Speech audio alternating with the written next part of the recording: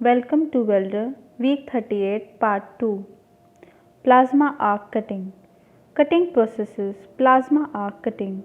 Plasma arc cutting process was introduced in the industry in the mid 1950s. The process is used to cut all metals and non-metals. The common oxy-fuel cutting process, based on a chemical process, is suitable for cutting carbon steel and low alloy steel cutting only. Materials such as copper, aluminum, and stainless steel were earlier separated by sawing, drilling, and sometimes by power frame cutting. The plasma cutting process is basically a thermal cutting process free of any chemical reaction. That means without oxidation. In plasma arc cutting, an extremely high temperature and high velocity constructed arc is utilized.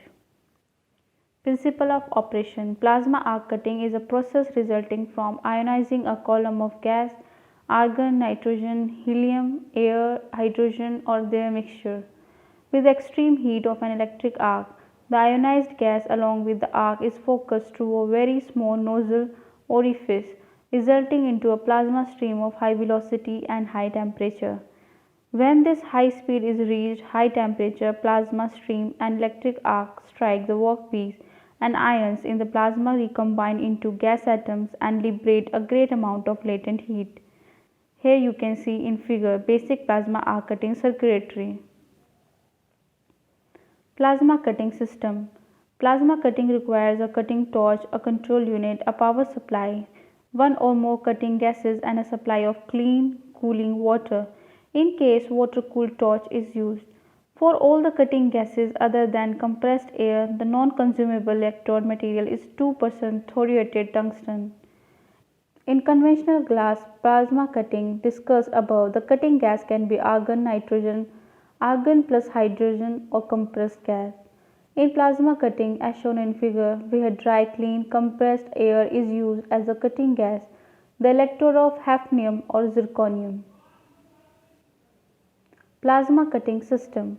Several processes variations are used to improve the cut quality for particular applications.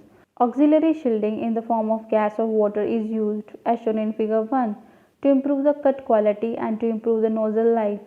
Water injection plasma cutting, as shown in figure 2, uses a symmetrical impinging water jet near the constricting nozzle orifice to further constrict the plasma flame and to increase the nozzle life.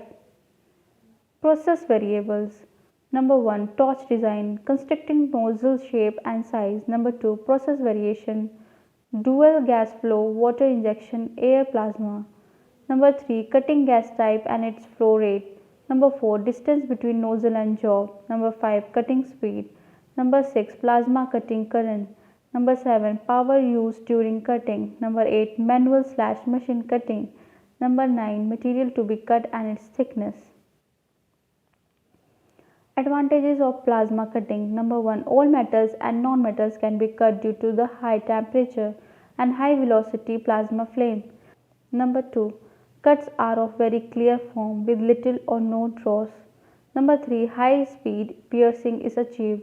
Number 4. Cutting of pile plates is possible even with different materials.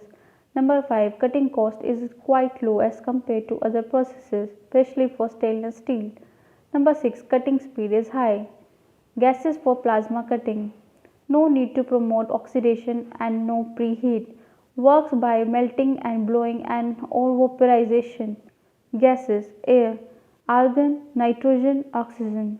Mixture of argon plus hydrogen, nitrogen plus hydrogen. Air plasma promotes oxidation and increased speed, but special electrodes need shielding gas optional. Applications: stainless steel, aluminum, and thin sheet carbon steel. Here you can see gases for plasma cutting in figure. Thank you.